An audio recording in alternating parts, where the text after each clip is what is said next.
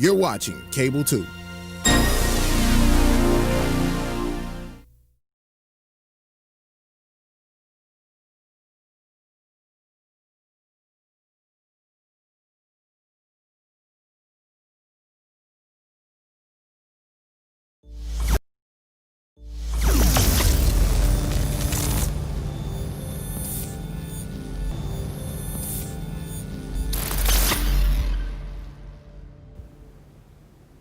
Good morning and welcome to the Brunson Elementary Community Meeting.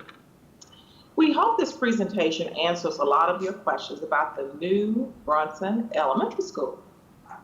However, because we can't hold a traditional town hall meeting and want to answer your questions, as many as possible, once we complete this presentation, you'll have an opportunity to email questions and we'll answer them live.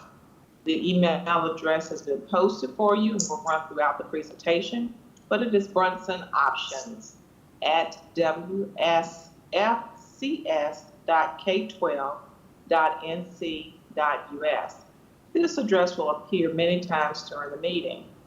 Chief Communications Officer Brent Campbell will be monitoring this account, and when we finish the presentation, he will moderate a live Q&A section. He will share your questions with the panel in order that they are received, and we will answer them live on this presentation. This presentation is being recorded and will be posted for your viewing at a later time. Let's start with introductions. I'm Angela Harrison, Superintendent of Winston-Salem Forsyth County Schools. Delighted to be here this morning to talk about a new school, new Brunson Elementary School. So let's start with the ladies. Let's start with Paula Wilkins. Would you please introduce yourself? Good morning, Paula Wilkins, Principal of Cook Literacy Model School. Glad to be here this morning. Sarah? Good morning, I'm Sarah Huddleston. I'm the Assistant Principal at Brunson Elementary. And Grace? Good morning, I'm Grace Hall, Project Architect with Walter Robbs Architects. Welcome this morning, and we have Wesley Curtis with us. Yeah, Wesley Curtis, I'll be Project Director, Walter Robbs, Callahan Pierce. Great, Darryl Walker. Good morning, Darryl Walker, Assistant Superintendent of Operations for Winston-Salem Forsyth County Schools. And we have Nick. Morning, Nick Siba, Construction Project Manager for Winston-Salem Forsyth County Schools. We also have Mr. Aubrey Linville with Linville Partners Commercial Real Estate. I think we have David on the call this morning. Good morning, all. Dave Repnick with Gilbane Building Company, and we'll be the ones actually building the new Brunson School. We're excited. Great. Wayne Watterson. Good morning. I'm Wayne Watterson with S&ME. We have been the environmental consultant on the project. And since I skipped around and didn't go in the order I was supposed to, I think I'm missing someone. Sam, are you on the call this morning? Yes, I am. Good morning, everybody. Sam Mills, Chief of Staff with Winston-Salem Forsyth County Schools. Great. And I hope I got everybody. And now we'll go to Mr. Colin Moore, our Director for New Construction and Facilities, and he will proceed with the presentation this morning. Good morning. Thank you, Dr. Harrison. I'm Colin Moore. I'm the Director of Construction and Planning for Winston-Salem Forsyth County Schools, and have Nick Siba pull up our presentation this morning. We're going to be running that from one central location, not jumping back and forth to share a screen. So please be patient with us as we try to navigate through that. So I want to jump in. So skip through the introductions. Thank you, Dr. Harrison, for those introductions. I want to start out the presentation by talking about how we got where we are. I know this schedule is hard to see, but so I'm going to kind of talk in colors. You'll see the top line, the blue line, that represents when the bond was actually voted on and passed by the voters of Forsyth County. November of 2016, the voters approved a $350 million bond. That was scheduled to be spent over 8 years. A new replacement school for Brunson Elementary was included in that bond. At that point, we began in late 2016 doing site evaluations, and over the course of the next 3.5 years, continued to evaluate sites on the schedule that we had anticipated, knowing that Brunson would not be the construction on Brunson would not start immediately upon voting of the bond, but instead the design and the construction would start at a later date, just to work with cash flows that were coming from the sale of the bonds. We, in early 2017, made a round of selections for several of our bond projects, one of which was the Brunson Elementary School, and Walter Robb's Architects in Winston-Salem was selected as the architect for the project in early 2017. Likewise, toward the end of 2017, as we started to get a little further with some of our designs, we made the decision to select some construction managers for several of our projects, again, one of which was the Brunson Elementary School, and selected Gilbane Building as the construction manager for the project. As we continue to evaluate sites, we kind of put off some, waited to start some design so that it would flow a little bit more even with when we were anticipating starting construction, and began doing some programming of a Brunson piece in mid 2019. Had some communications with staff, had some communications with central office people, had some discussions with instructional teams, just to get a feel for what was going good at Brunson, what wasn't working so well, and just to kind of get an idea of what would go into a new Brunson Elementary School. Not here today to talk about that programming, but instead to talk about a site that works well for Brunson. The programming piece, while it is unique to Brunson, has a lot to do with where the building is located and what that interaction is. So we'll dig a little bit further into the programming of how that looks as we move forward with design after the selection of a site. You'll see the vertical red dashed line that indicates today's date, so you can kind of see where we are in the phase of the project. And what we have remaining, obviously, is to finalize a site location and to continue with the building design. We are, inching toward beginning some schematics of what we would do once we locate a site. So we've got about 9 to 12 months of design left once we have a site selected. And then we have the green line, which represents the construction of the project. We are anticipating a 24-month construction. That, again, can fluctuate depending on the site and how the building is phased and constructed. So, but for intents and purposes now, we're having a placeholder of about 24 months. Anticipating occupancy in 2023, you'll see by the red line. So moving on, I want to give you kind of an aerial of a few views of the three options that we are considering. Option number one is Brunson, building a replacement school at the existing Brunson site. You can see the property outlined in red that is located at the intersection of Hawthorne Road, Glade Street to the north, and First Street a little bit south of the property. Existing Brunson sits on the eastern side of the property. There is a creek, Peters Creek, runs through the middle of the property that bisects the property in the middle with parking on the west side of the creek. Option number two under consideration is building a Brunson at the Cook site, which would require a merger of the Brunson and Cook schools. This property is located at the intersection of Thurman Street and Haywood Street in the neighborhood of 11th Street. You can see again the property outlined in red. Existing Cook facility is located on that property with playfields and parking.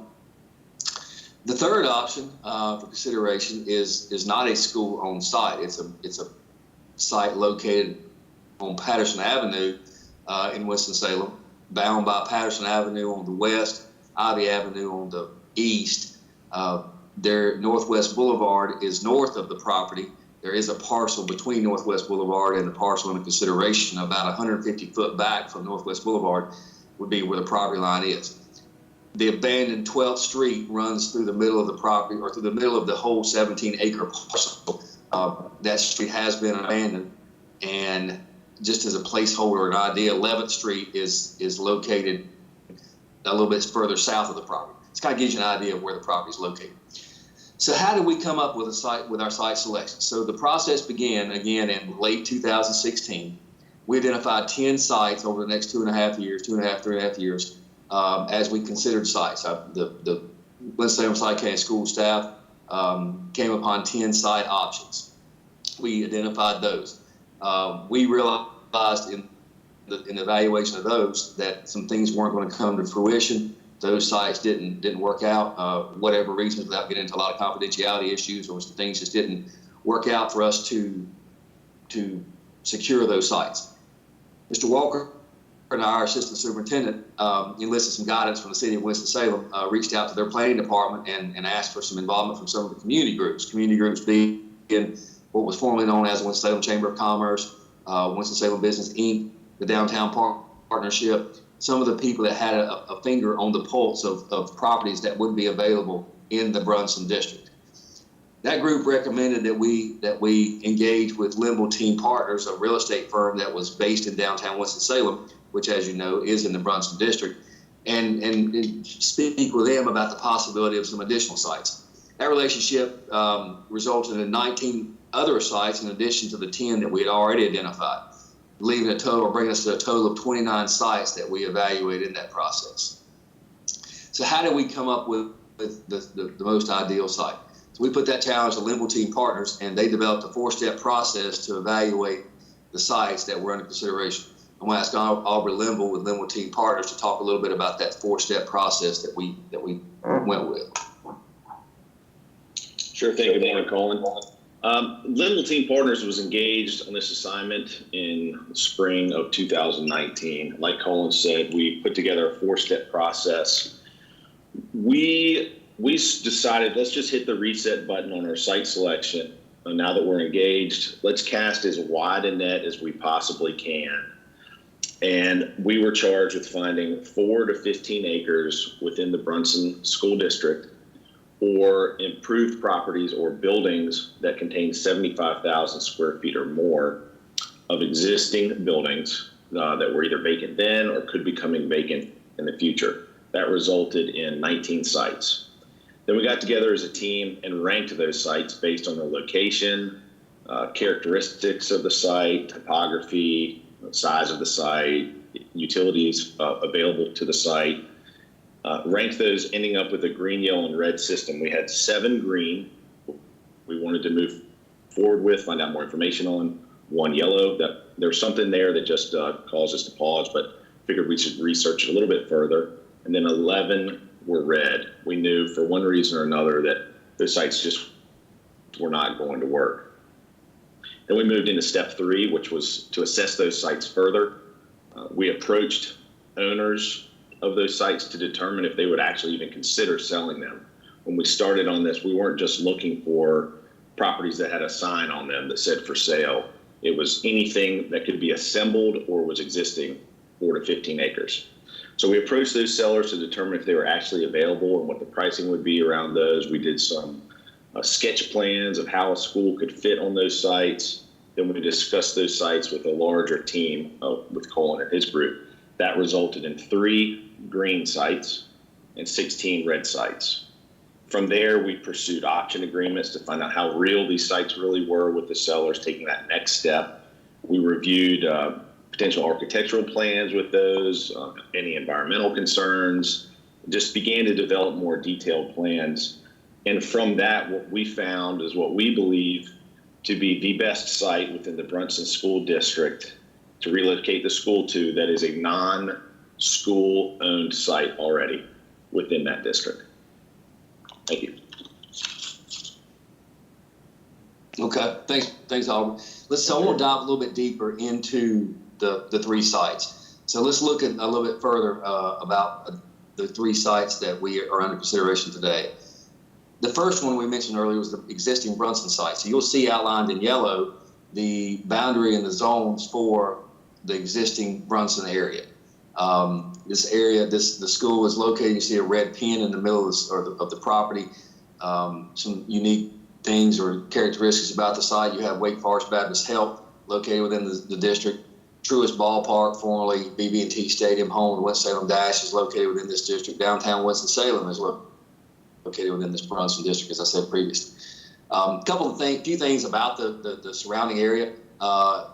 Historic neighborhoods are adjacent to the existing site. Almost 42% of the households in this zone have a household income of over $50,000. Not specifically the population of the school, but the population of the zone for Brunson. The site is about a 5-minute drive to downtown Winston-Salem, and as I mentioned, it's within walking distance to Haynes Park and Wake Forest Baptist Health. A couple pictures of some of the things in the area. You see the West End neighborhood, the top left, Haynes Park, photo from the bottom left, and Wake Forest Baptist Health, the photo to the right. The next site is the Cook site. So the Cook site, the boundaries of the Cook School District are bound in green, excuse me, on this aerial photo. You can see that we have recently constructed and opened a new Paisley Lorance School. It's on the kind of the northwest part of the district. Cook Literacy Model School within walking distance of this new middle school. Also in this neighborhood is a choice neighborhood area. So the city of Winston-Salem was awarded a $30 million grant in which they're going to be able to revitalize some of the neighborhoods, and part of them are in the Cook zone. As I mentioned, the site is within walking distance to the new middle school, Paisley Lorance. Almost 87% of the households in this Cook zone have an income less than $50,000. There are some industrial sites within this zone that are currently used and development opportunities there. And as I mentioned, this site is affected and is touched by the CNI, or the properties within this zone are affected or touched by the CNI grant. You see some renderings of what's some unique things about this Cook site, Paisley Lorance School in the top left photo. The other pictures or renderings that we received from the Housing Authority just kind of give you an idea of what some of the neighborhoods would look like as a redevelopment of this CNI grant. The third property is, as we mentioned, the Patterson Avenue site. This site is indicated in green. It is part of a 17-acre site that is that's on the market. We are considering about 10.5 acres of this 17 acres, of which is 8 acres is located, as you can see by the cursor that's outlining, plus a parcel of about 2.5 acres that's south of the old 12th Street.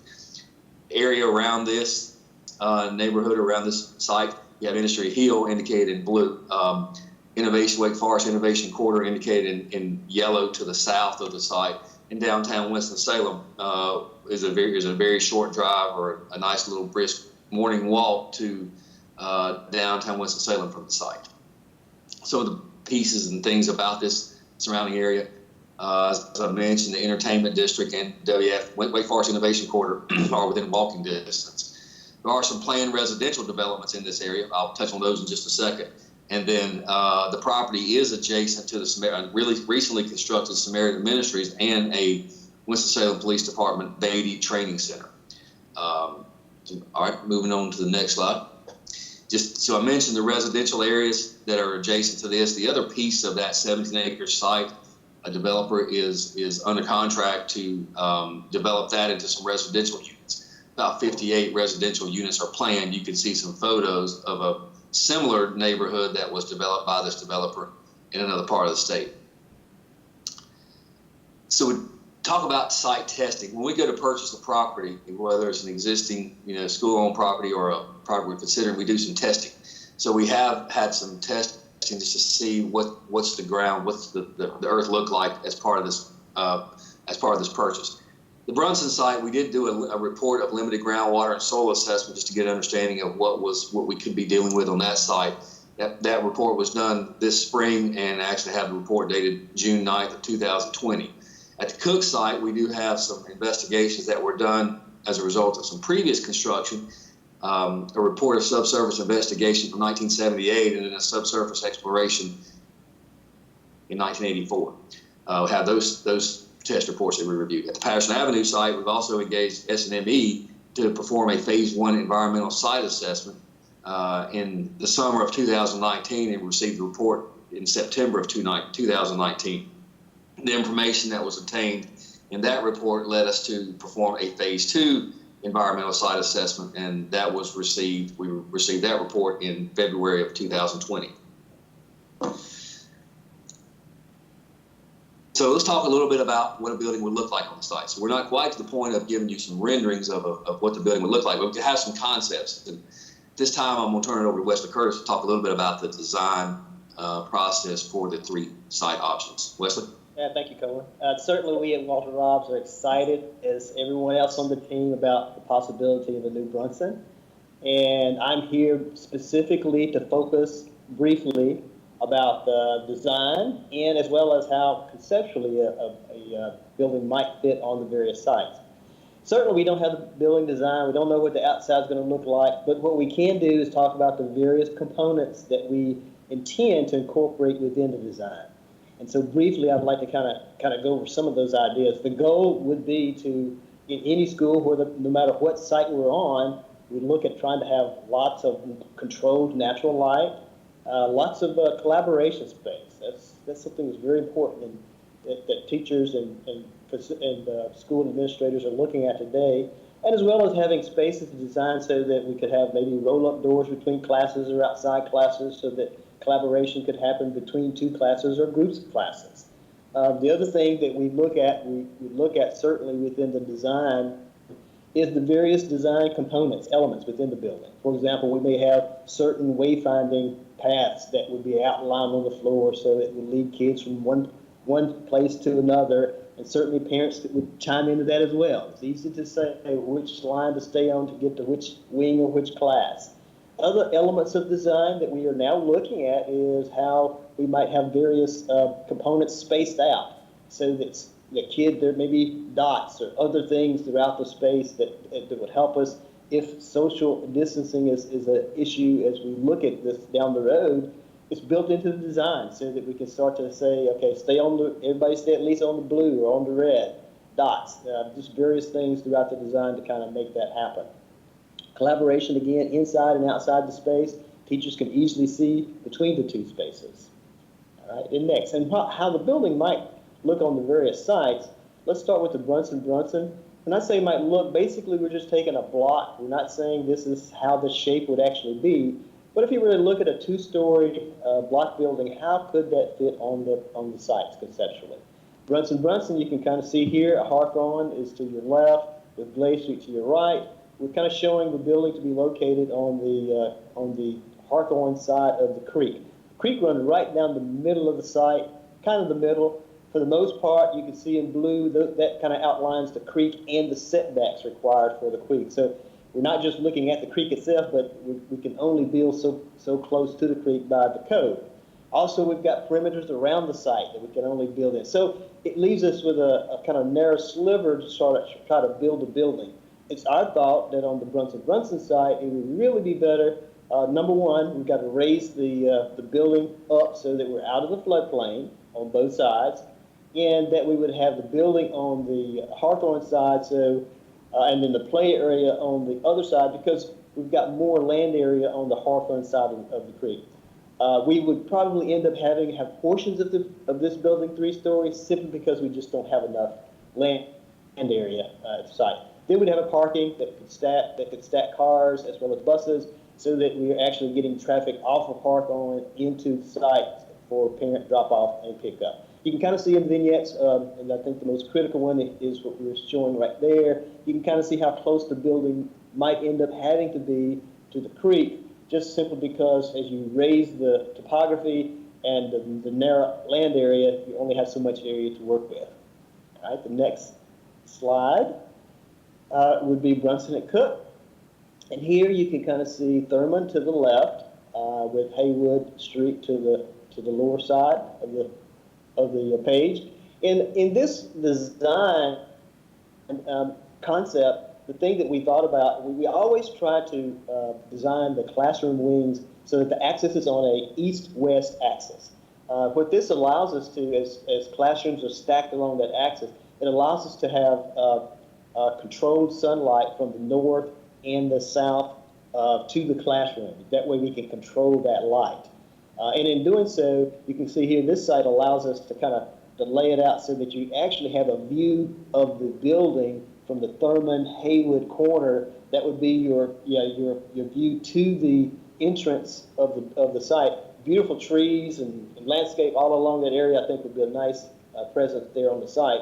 And the buses would actually enter from the north side, coming into the gym, other areas into the site. Let's go to the Brunson Patterson. And on this site, just kind of orient yourself up. Again, Patterson is to the left. Northwest Boulevard is a little block above, but it's to the north. In this site, we would envision perhaps the entrance coming off of what we say 12th Street, parent drop-off and pickup would happen along there. The bus parking would happen off of Ivy Avenue. And again, we would orient the classroom or the building to a sort of a east-west axis, again, giving the classrooms most advantage to sunlight. And you can see the play area in the front. So as you approach the building, you can see play fields, and also you can easily see where the main entry is to the building, coming into the building as well. You can see that, well, I mean, quickly, just to remind you, the block images kind of, again, show you how you might view the presence of the building coming in off of Patterson and 12th. You can see the playgrounds, and again, the very entry up here in the upper right-hand corner, the entry coming into the building. Colin? Okay, thanks, Wesley. So let's talk a little bit about the cost and what the costs are for the three options. We talk about, in construction, we talk about hard costs and soft costs. Hard costs are those costs for land purchase, site development, the building. I'm going to turn it over to Dave Repnick with Gilbane to talk a little bit about the hard costs that are involved in each of these three options. Dave? Thanks, Colin. Anytime that we looked at these three sites, or any sites for that matter, for when we're going to build schools, we look at two things. Is how are we going to disturb the land, and then what are going to be the constructability drivers of what that land and what that space is going to give us to build a building. So the first thing that we looked at is the land, and we realized that there's three commonalities across all three of these sites. We're going to have to disturb the land, and we basically included $200,000 an acre to do that. Then we realized that all three sites are going to have demolition costs between Brunson, Cook, and Patterson. And they vary slightly, and I'll get into the one that varies more. But again, the third one is, as with any downtown or urban site, there are environmental considerations to address. So all three of these sites, we have remediation costs to install vapor barriers underneath the school slab footprints on each of these sites. Okay? And then we started looking at each individual one and what is unique to each site. The Brunson on Brunson site, as Mr. Curtis said, would have to be raised up at its current level because of the creek running through and the wetlands that we would have to consider. So there would be additional costs to bring in additional dirt to literally raise the ground elevation up several feet in that area. When we do that, we're going to add retaining walls, so those add a cost as well. And when we did that, we needed to put bridges across that raised elevation or across that creek for both pedestrians and for traffic. So that's kind of driving that $9.9 million number that you see there. The Brunson at Cook site, again, the reason that we have slightly different there is because we have a topography on that slopes from north to south, and we would likely have to put some retaining walls in order to accommodate the structure that's going to go on that. One side of the school might be 2 stories, and then the south side of the school might be 3 in that case. When we looked at the Patterson Avenue site, basically we had to take into consideration the cost of the land, which is what's contributing to that 6.7.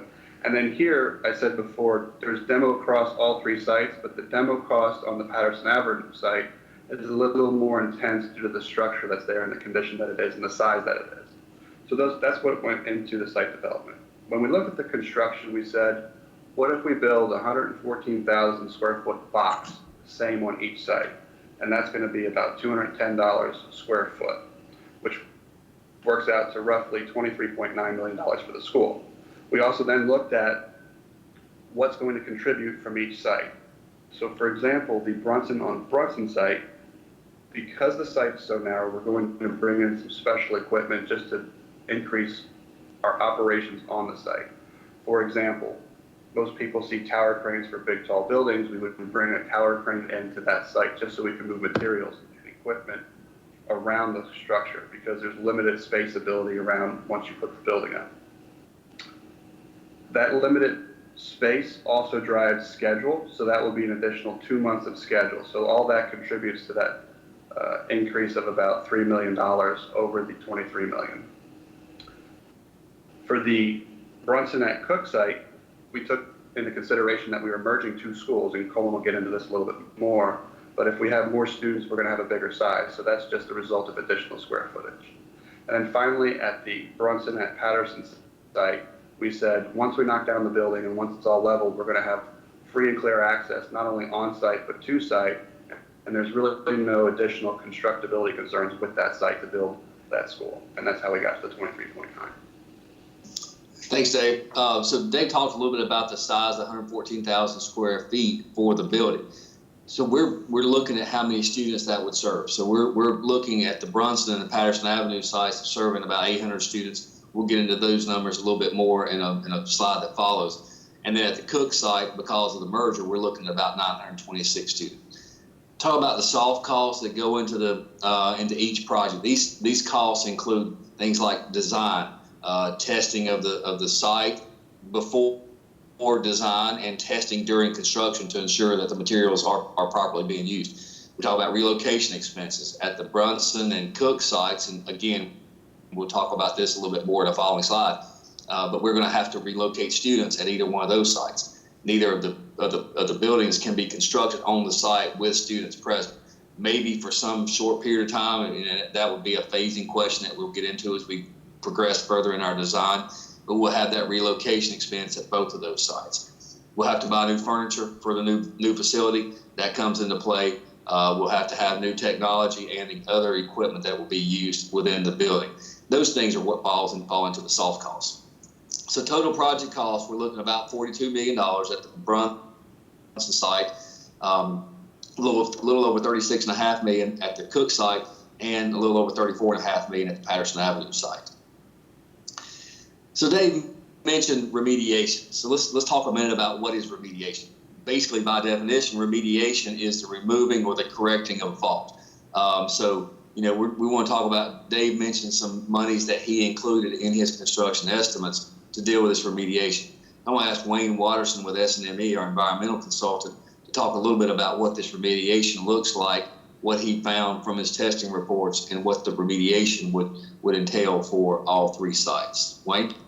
Thank you, Colin. The amount of testing that we've done was based on site history and site features. And from that testing, we really didn't find anything that we would not expect at a typical urban site. So from that, as Mr. Repnick had mentioned, there's some remediation plans for all of the sites, and these are appropriate for what we have found during our testing. A vapor barrier system under the slab on grades there, and a cap or barrier system at other locations there where there's not a building or parking area. So those are appropriate for what we've found. We also looked into participation in North Carolina Department of Environmental Quality's Brownfields program. It's a robust, mature program. It's been around for a number of years. Many sites across the state have been redeveloped through the Brownfields program. But we looked at that to ensure adherence to whatever remediation that may be required at the sites. Yeah, so just talk a little bit further, thanks Wayne, about that Brownfields program. This is a program that's established by the Environmental Protection Agency, and it's administered locally by the North Carolina Department of Environmental Quality. And this Brownfields program, again, allows us to develop sites that have some things that we may encounter in an urban site. So we're looking into that to kind of help be the piece that allows us to perform this remediation. So the next slide. Talk a little bit about student assignment. So as the bond was developed in 2015 and ultimately voted in 2016, funding was provided for a new Brunson Elementary School that would have a capacity of 800 students. So that's where we kind of come up with our 800 students for the Brunson Elementary School. So let's look a little bit about what the populations are now. The average enrollments for the 2019-2020 school year at Brunson, they had an average enrollment of about 479 students. At Cook, there were about 242 students.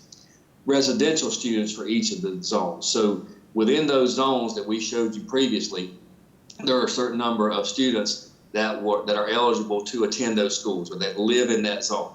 At Brunson, that number is about 360 students. At Cook, that number is about 344 students. You also have, with our choice opportunities that we have in Winston-Salem County, students have an opportunity to attend a school from outside the residential zone.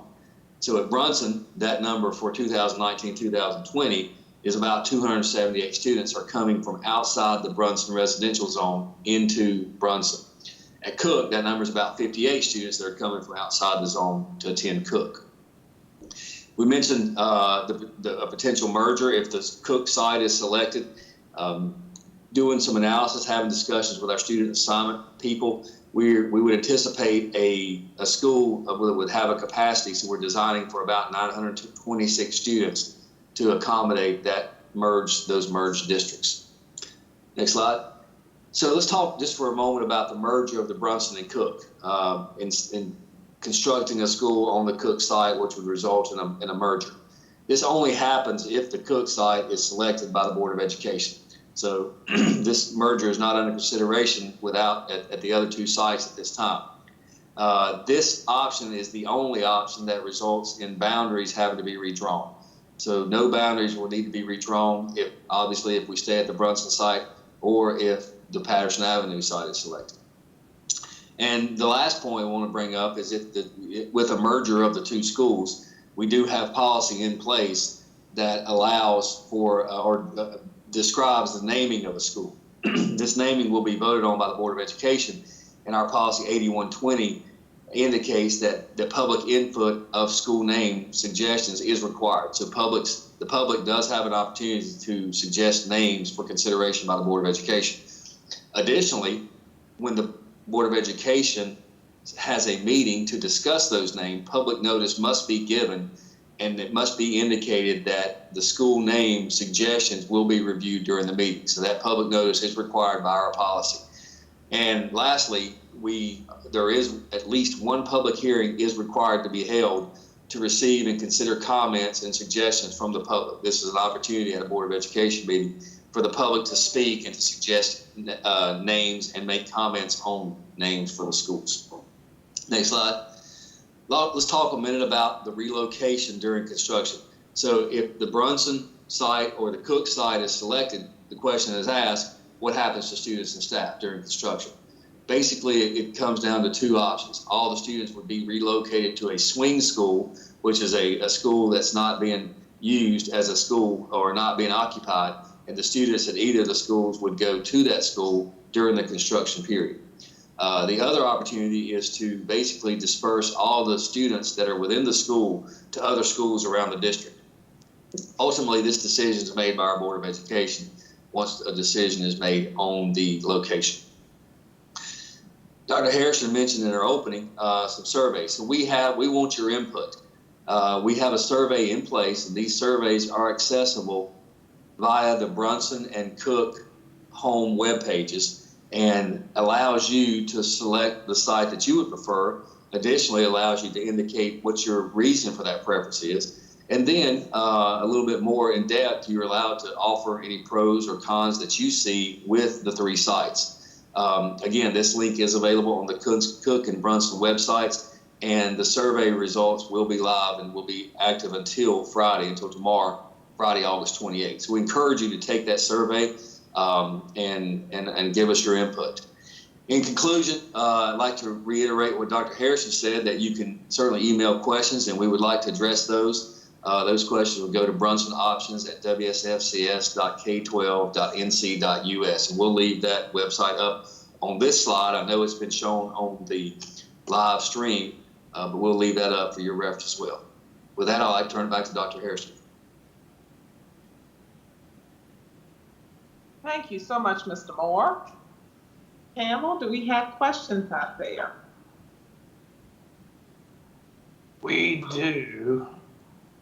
I'm trying to pull up the right screen here. The first one was, out of all the locations in Winston-Salem, I know you talked a little bit about why you selected some, but when is there more of one race and less of a mixture as it relates to the current location?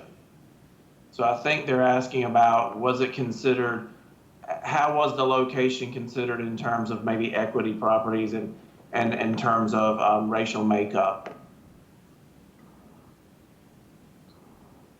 Well, when selecting property, you're making every effort to stay within the attendance zone, and you're making every effort to stay close to the attendance zone in the case of Cook and Brunson. So that is pretty much, there's a community makeup, as we are aware, because we have a robust choice program. Oftentimes the actual school's racial makeup and income levels do not reflect that of the community.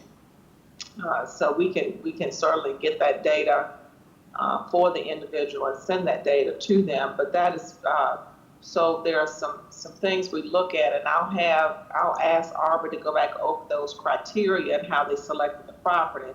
There's just not a lot of property in that area. Not a lot of property to select in that area, and what you want to do again is you try to stay within that attendance zone when you do have the selection. So Arbor, can you go over that one more time for us? Sure, I'd be happy to. We cast as wide a net as we possibly could throughout the Brunson district. We were just looking for any land between 4 and 15 acres that could be purchased, whether it was an assemblage of multiple pieces of land with multiple owners or whatnot. But I will tell you that the Brunson school district is very hard to find a piece of land to put a school on. It's got topography issues. It's very hilly, easy, different term to say.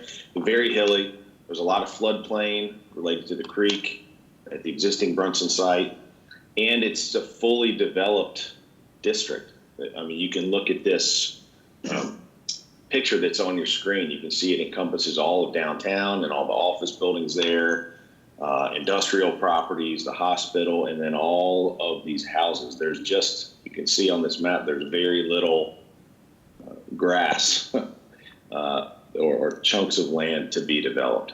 So we really did a thorough job of working with city staff, Colin and his team, of combing through all the sites available in this district to end up with what we think is sort of a diamond in the rough, really, to find 10.5 acres available that can be purchased within the district. Okay, thank you very much. We have another question. Mm-hmm. Thank you. Mm-hmm.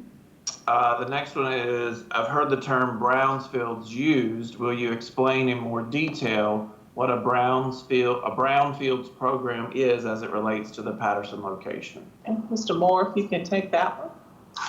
I will, thank you. I will be glad to. So a brownfields program is actually the program, as I said earlier, that's established by the Department of Environmental Quality that allows their input in addressing any concerns that there may be present on the site.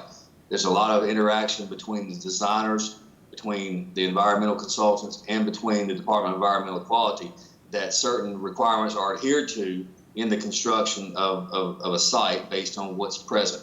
Those requirements are different if you're building a convenience store, or you're building a house, or if you're building a school. So those requirements vary depending on what the end use of the property will be. So there will be significant dialogue. There has been significant dialogue with the Division of the Department of Environmental Quality to have qualification of this site for a brownfields program. I hope that addresses or answers the question.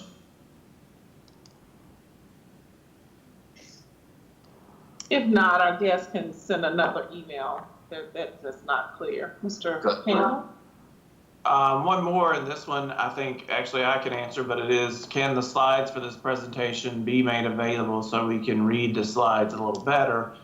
We do plan to put the presentation on the front page of our website. It should be up here momentarily, as well as links to all 3 of these community meetings, so folks can go back and watch them, as well as the link to the survey will be on the main page of the district website, as well as the 2 school sites, Cook and Brunson also. So all of those pieces will be there. And that wraps us up with questions, Dr. Hairston. Fantastic. Well, thank you all so much for joining us this morning, and thank you to our presenters for being here today. We look forward to working with our community to carry the best recommendation to our Board of Education. Our chair, Shay Woodbury, and Vice Chair Lida Calvert-Hayes certainly are leading our Board of Education in making these decisions, and our Buildings and Grounds Chair for the Committee of Buildings and Grounds is Leah Crowley. So we want to thank you for your input and your feedback. We look forward to having you complete the survey, and we'll be in touch. Have a great day. Thank you.